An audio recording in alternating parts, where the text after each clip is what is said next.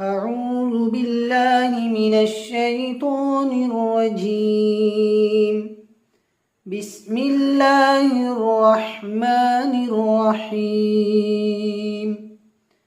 ويقول الذين آمنوا لولا نزلت سورة، فإذا أنزلت سورة محكمة وذكر فيها القتال رأيت الذين في قلوبهم مرض ينظرون إليك نظر المغشي عليه من الموت، فأولى لهم طاعة وقول معروف. فإذا عزم الأمر فلو صدقوا الله لكان خيرا لهم. فهل عسيتم إن توليتم أن تفسدوا في الأرض وتقطعوا أرحامكم؟ أولئك الذين لعنهم الله فأصمهم وأعمى أبصارهم. أفلا يتدبرون القرآن أم على قلوب أقفالها؟ إن الذين ارتدوا على أدبارهم من بعد ما تبين لهم الهدى الشيطان سول لهم وأملى لهم.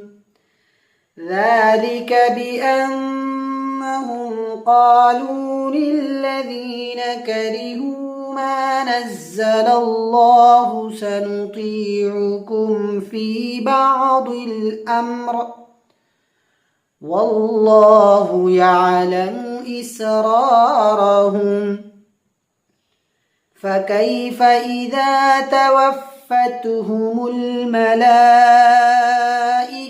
يضربون وجوههم وأدبارهم؟ ذلك بأنهم اتبعوا ما أسخط الله وكرهوا رضوانه فأحبط أعمالهم. أم حسب الذين في قلوبهم مرض أن لن يخرج الله أضغانهم؟ ولو نشاء لأريناكهم فلعرفتهم بسيماهم ولتعرفنهم في لحن القول والله يعلم أعمالكم. ولنبلونكم حتى نعلم المجاهدين منكم والصابرين ونبلو أخباركم. إن الذين كفروا وصدوا عن سبيل الله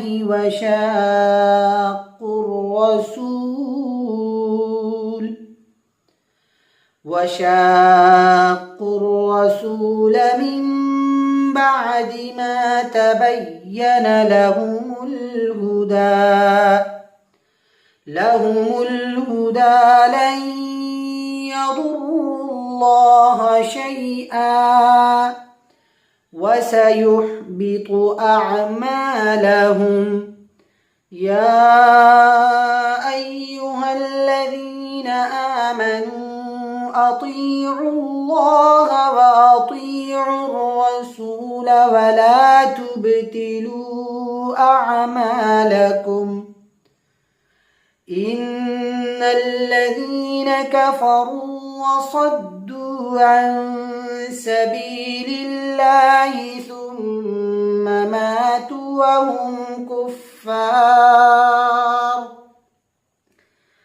ثم ماتوا وهم كفار فلن يغفر الله لهم فلا تهنوا وتدعوا إلى السلم وأنتم الأعلون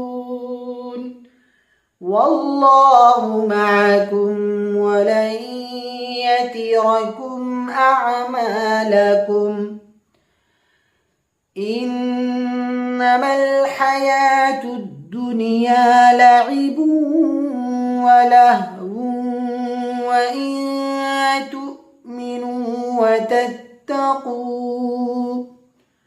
وتتقوا يؤتكم أجوركم ولا يسألكم أموالكم إن يسألكموها فيحفكم تبخلوا ويخرج أضغانكم ها أنتم هؤلاء تدعون لتنفقوا في سبيل الله فمنكم من يبخل ومن يبخل فإنما يبخل عن نفسه والله الغني وأنتم